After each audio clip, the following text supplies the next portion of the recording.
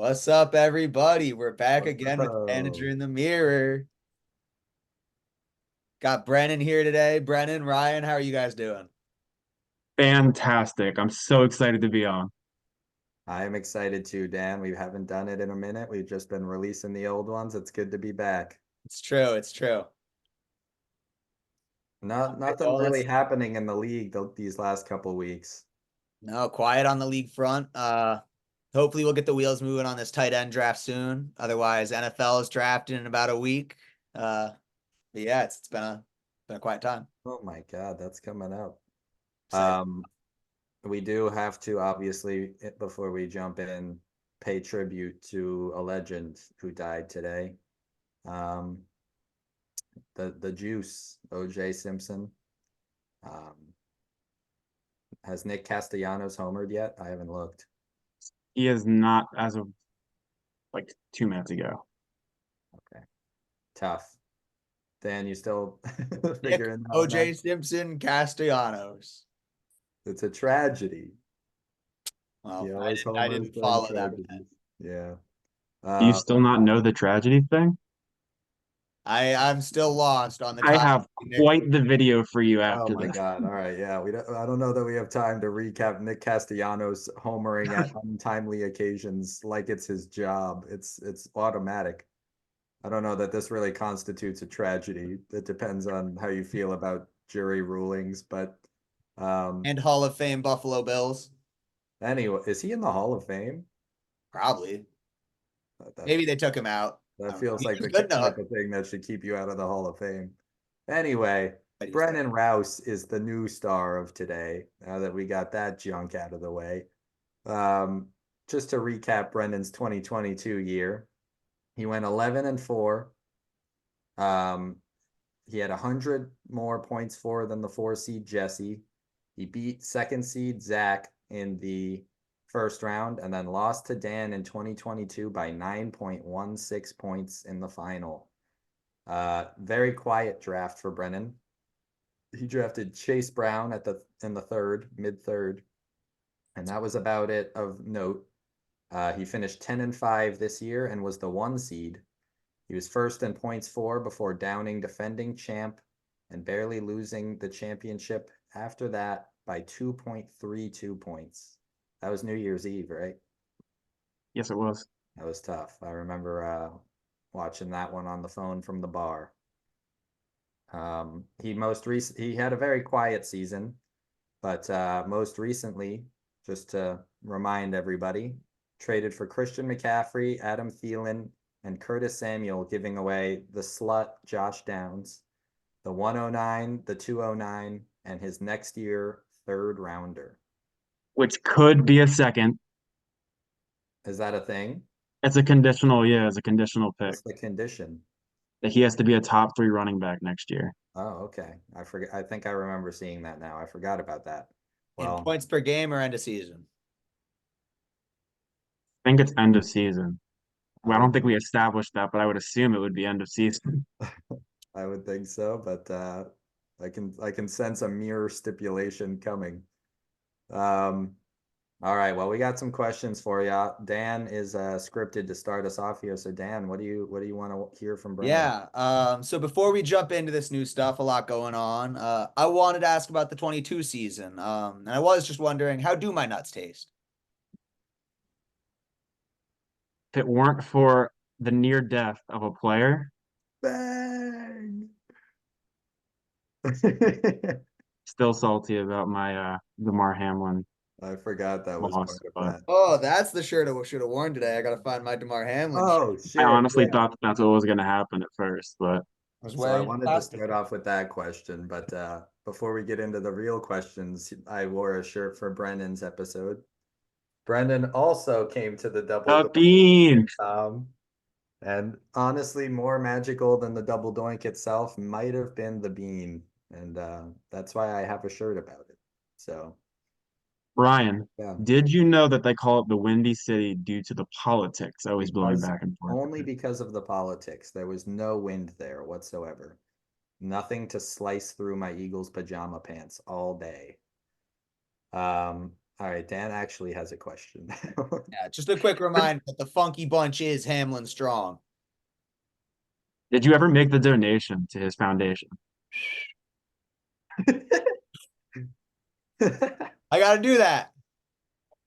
I have a job now, so I'll actually do it.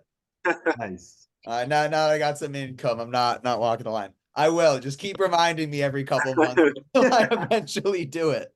If he It'll dies happen. again, you have to then and there.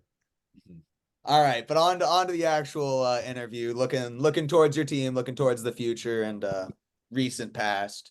You in our super flex draft made the move up to go get Brock Purdy for very little compensation. Were you targeting Purdy? Did Luke offer it and you just saw a good opportunity? Why that move? What was going on there? I just needed to be. I didn't really like where the options were kind of falling back to my pick, and I saw an opportunity with Purdy there.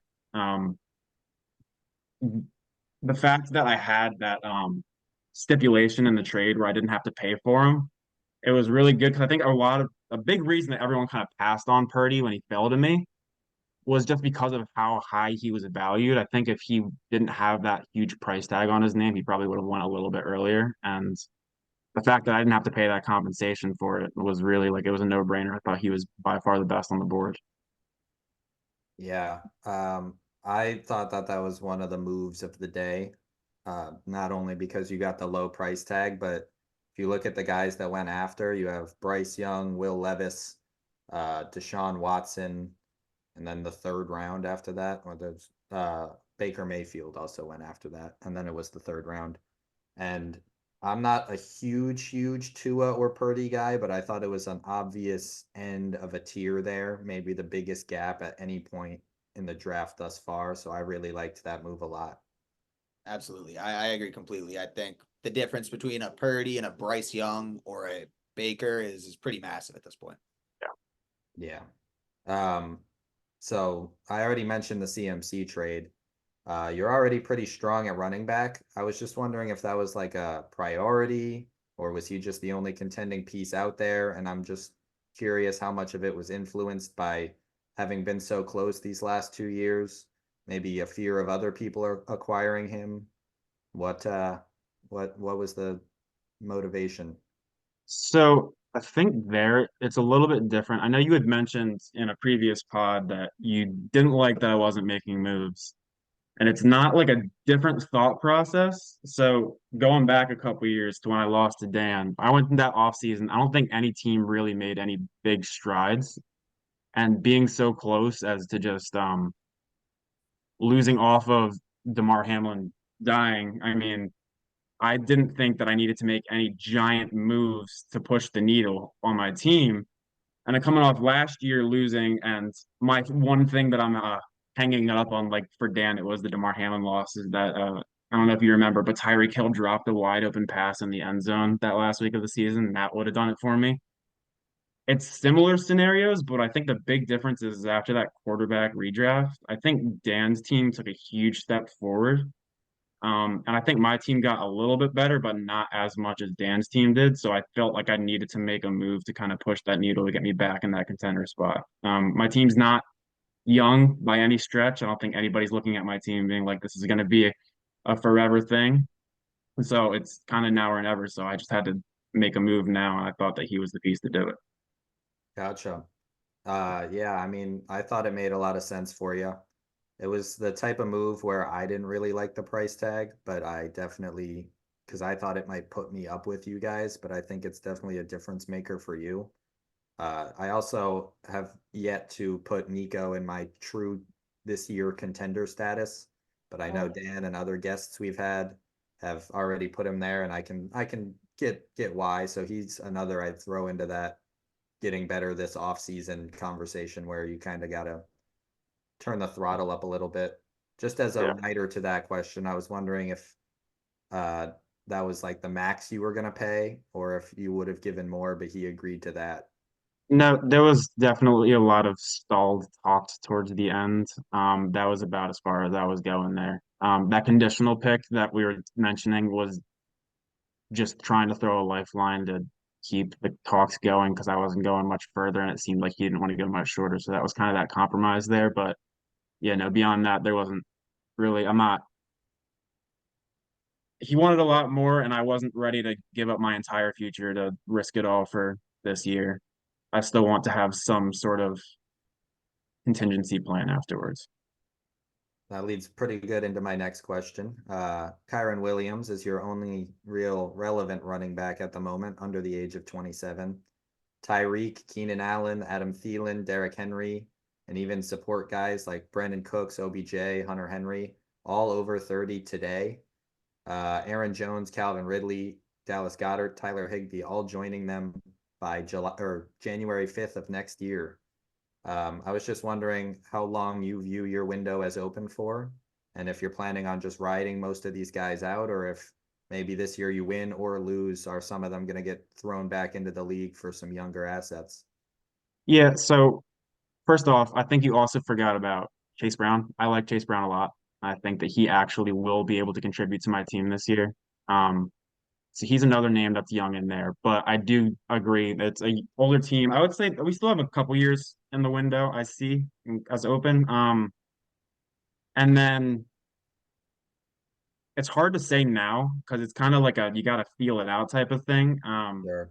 Obviously, if the wheels fall off this thing like in week 2 this year, it's going to be a very different story than how I'm feeling about it right now. But I think there's definitely some guys that I see as I'm riding them until they retire, and there's some guys that I could definitely see trying to kind of turn into some younger assets. But it's all going to be kind of fluid. I don't have a set I don't have like a set thing for any of them because, like I said, like if my team's doing what I think they should do, then I'm gonna ride the guys. But if the wheels fall off this whole thing, then it's a different story. I think that's Makes a the lot right of attitude sense. to have as a very clear contender. And yeah, like the guys are aging, but you really just gotta be fluid there. Things change so fast in fantasy football. A year from now, who knows? Maybe we'll be looking at that team with Chase Brown as the next superstar and some rookie receiver you take hits, and all of a sudden you're looking at Brennan's team set up again for a lot more longevity. I think the right attitude for really any team is just you never have anything set in stone. Everything's fluid.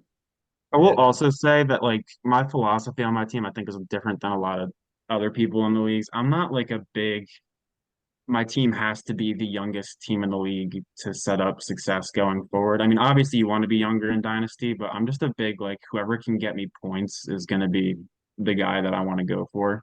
I kind of always want to be contending and I want to be getting those points. So if a guy's pushing 30 and I still think that he's in his prime and is still going to be scoring me points for the next couple of years, I am not shy about that the way some other teams in the league are. for sure. And And I you mean, definitely if you got some want to guys. lock down the Bengals backfield, Zach Moss and my many other running backs, except for my top two, are all touchable right now. I it's insane. If you look at my bench, I have like 9 bench running backs and like 4 bench receivers.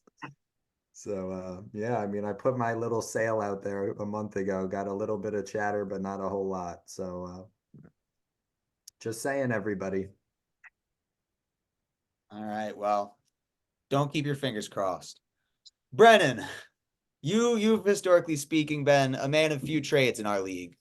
They've happened. Specifically, we were just talking about two relatively big ones. But is that something on purpose? Do you naturally trying to lead against that? Is it just how things have shaken out? Are you really picky about what you get? Talk to us about your trade strategy. I definitely would say I'm picky. I'm not going to just do a deal just to do a deal. Um, and I think my team has been a contender for the past more years. I mean, like I said, I think I like the way my roster's been. I haven't felt the need to tinker with it all that much, and I'm not gonna just do a deal just to do a deal. So if it's not where I think the value should be, then I'm not gonna do it. So if I think that's kind of really what it is. It's just I'm not gonna just enter a deal just to enter it. I need to really be feeling that the deal is in my favor to kind of get it done, and that doesn't always happen. So if it doesn't happen, it doesn't happen because my roster's fine the way it is. Fair enough.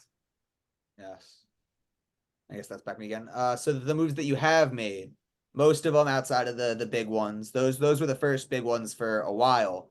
Your moves a few years ago really kind of defined your core of this team. Guys like Keenan, Henry, Brandon Cooks. You got all of them in 2019 before moving Allen again in the pick that became, or for the pick that became Devontae Smith.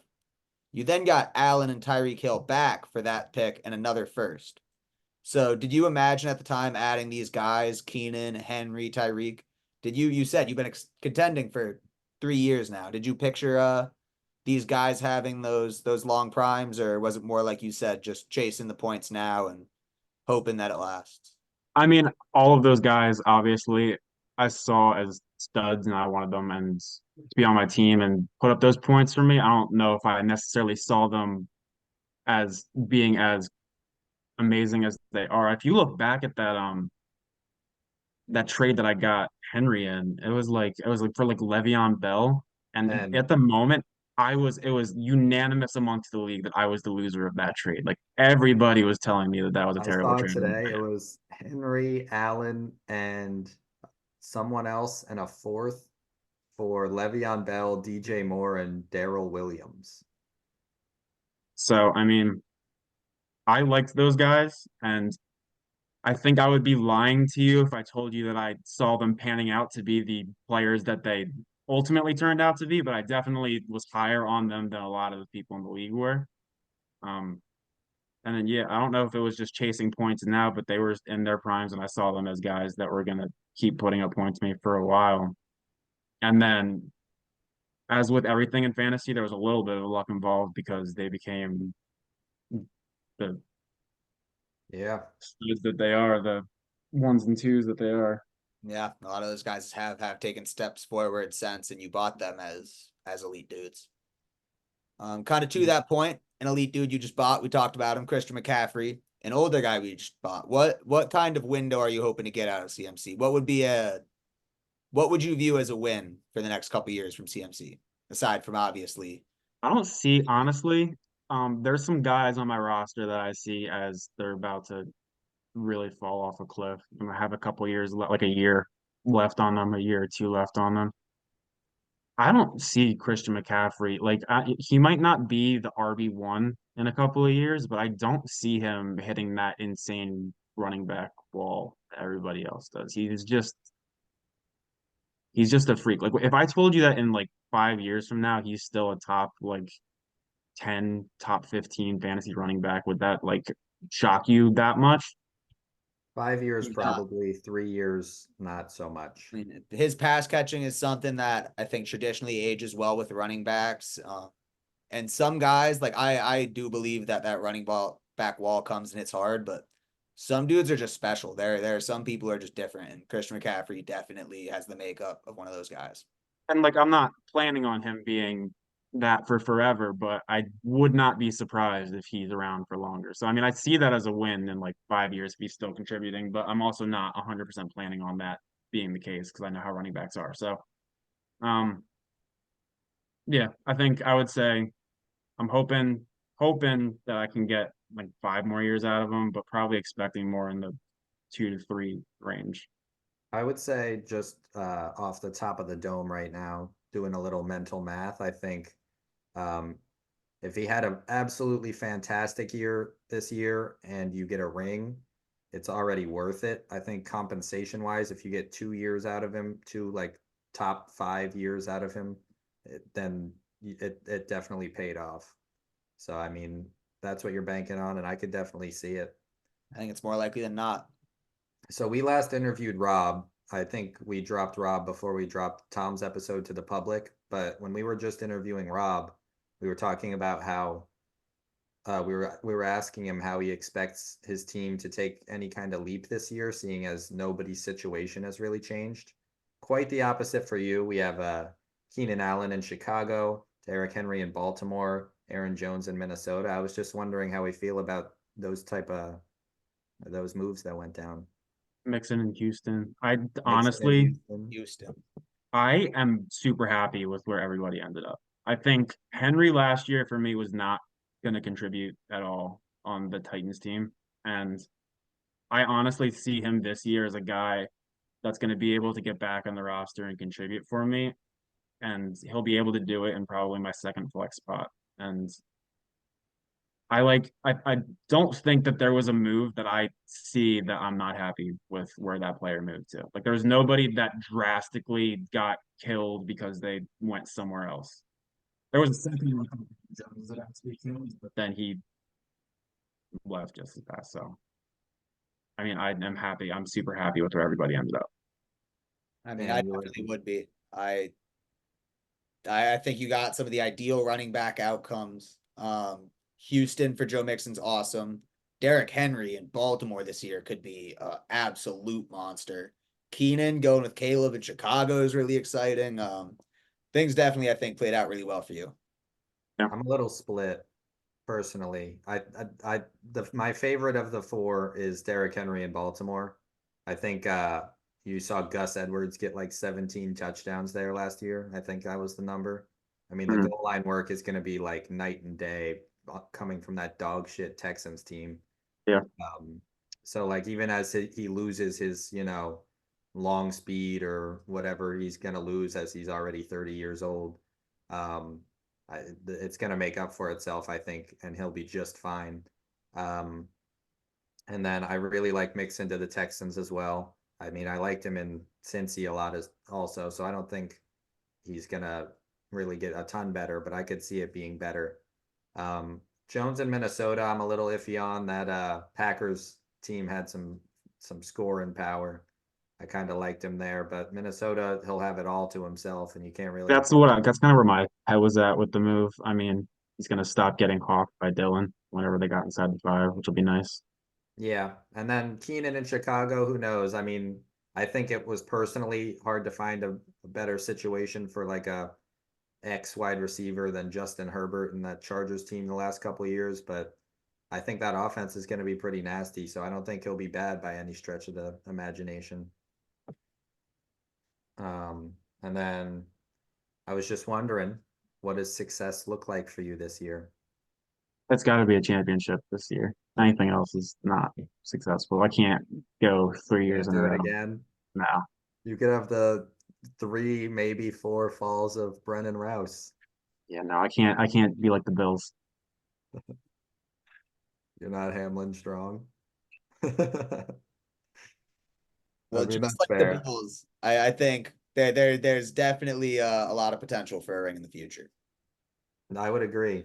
And I would have high expectations, and I would definitely be disappointed coming close twice and doing anything but winning after that. I Yeah, mean, what were the numbers I said? It was 9.16 and 2.32 for a grand total of 11.48 points. You've lost 2 championships by. and just to put that first one in context, too, not to take this away from Dan or anything, but if you But took the points from that playoff game, which where they had a rematch, I would have won too. So Completely irrelevant. I it's a was looking little at relevant. I'm not saying that I'm not not really. saying that I should be handed the title or anything. You won it, it's fine. But I'm just saying that had that Hamlin event not happened, that changes the outcome of the game. But it did, so it doesn't matter. It So doesn't. Taking the stats from the snow game where the Bills definitely came out completely flat, fell on their faces. Taking the stats from that snow game and using that, I don't think is the same as it would have been on Thursday Night Football with the Bills and the Bengals. I think it's more comparable than taking the week after stats, but we don't have to argue about this right now. Do you think I'll slip in a last question before Dan rounds us out here? It's a two-parter. One, do you think that Dan's injury woes will continue until he donates to Damar Hamlin's charity? Almost certainly. No And question in my two, mind. do you think he should forfeit the ring to you for not having donated to Damar Hamlin's charity? I'll have to take that one up with Demar, I think, personally. I think he'll have to I work wonder that how one. he'd feel. I'm sad to say I think DeMar's probably closer to Brennan's side on this one. Who knows? Maybe we'll get a receipt tonight in the chat that I donated. Maybe. Maybe. All right, Brennan. Same way we've rounded out most of these. Who's on top? Who's on bottom? Who's your 2024 champ? Who's your 2024 stinker? I think there's tiers. I think me and you are probably the top tier. I would put a Nico like many of the other guests. I wouldn't say that he's necessarily in that top tier, but he's really close. He's really high in the second tier. I also really like Ryan's team this year. Come on. Um, if the Lions are as good as they were last year, he will be just as good this year, and I'm not so just as good this year. He will be the way that he was towards the end of the year last year once they started figuring out their offense. So Terry I gets like Ryan's back. team. And then on the other side of things, I mean, I feel lame kind of saying it because to everybody but keeps saying, but it's just such an easy answer. Like Jesse is very clearly selling the house right now to rebuild, which is 100% the right move for him, and I think that he's doing a great job at it. But how are you not gonna come in last when you're trying to get rid of literally everybody on your team? Yeah, I mean, obviously he'll flip the slut for like 3 firsts and it'll be full tank. Honestly, I think we have time if we want to run a little game here. All right. Well, Ryan, introduce us. We have a surprise special new segment to end the episode today. So we're doing league rosters. So how this is gonna work is I'm gonna spin a wheel. Our categories are, well, not on the wheel, but the categories on my paper are manager, quarterbacks, running backs, wide receivers, tight ends, and uh draft capital. I almost said defense because all I wrote was D. Um, so I'm gonna spin a wheel of everyone's names, and the three of us are gonna assemble a team. So say Brennan comes up while we have our paper empty.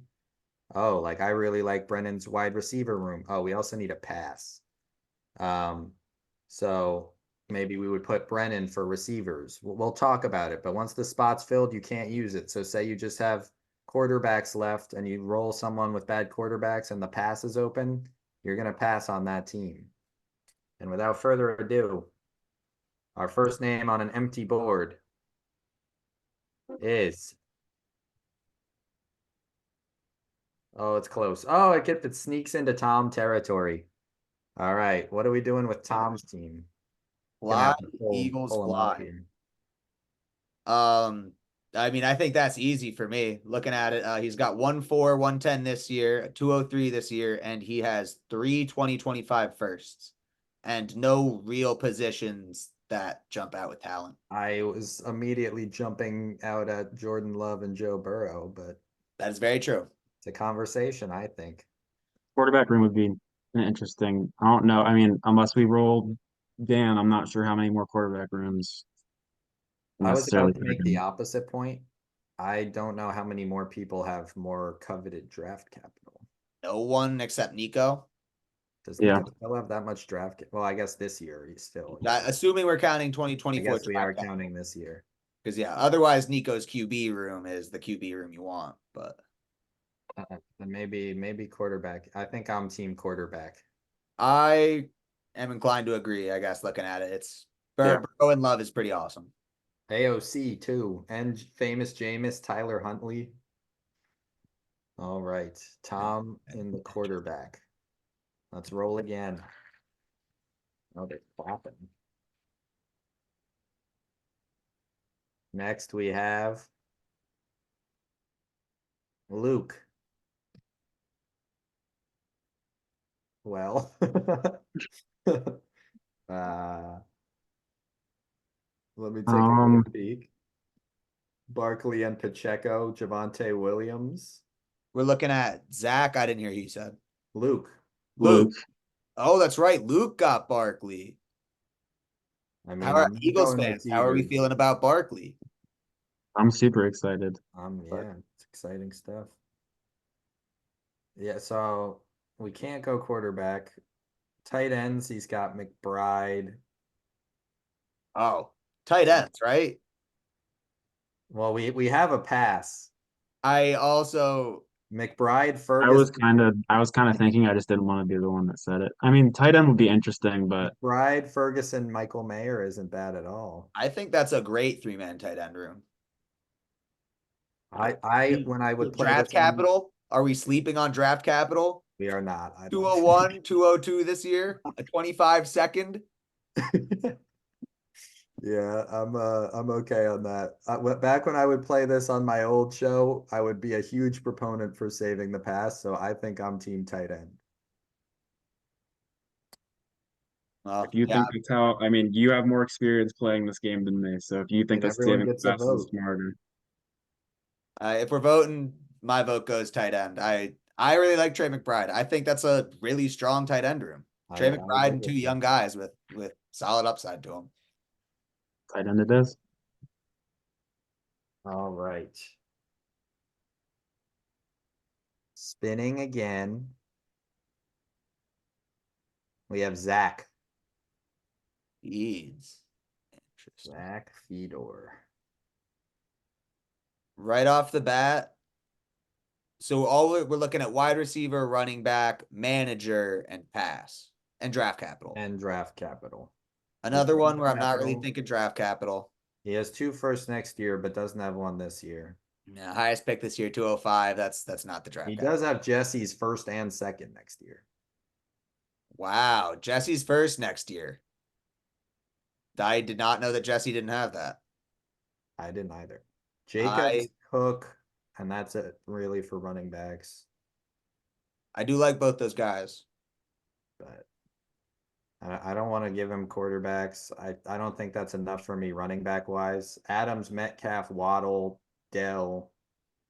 Is interesting. The wide receiver room, I Yeah, think. I don't hate the wide receivers. I think you guys are both better. I think Nico's better. Once we spin the person, by the way, they're out of the wheel, so we can't Right. get like anyone that's already been spun.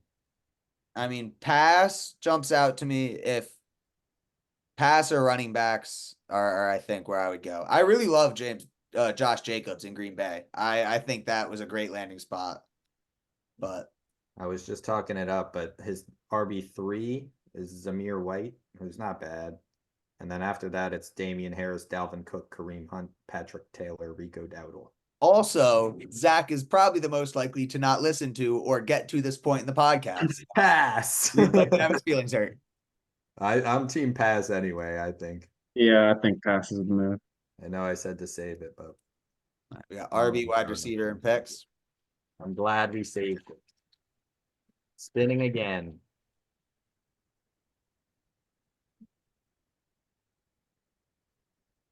Nico. Okay. We got our running back room, right? Bijan and Brees, end of story. That's I think the 1 and 2 for me in Dynasty. I mean Gibbs, I think Gibbs is right there, but hard to Right not there. take that. I like Gus Edwards for this year. Yeah, for sure. He's not real deep there. Puka and Garrett Wilson, I think, are a great start, but it doesn't touch the absolute horsepower of Bijan and Brees. Do we still have picks? We still have draft capital. Good 101, call. 102, 103. I think we go I think the draft picks is capital, probably the move. Nico. Caleb Marv and Jaden Daniels or Caleb Marvin Neighbors.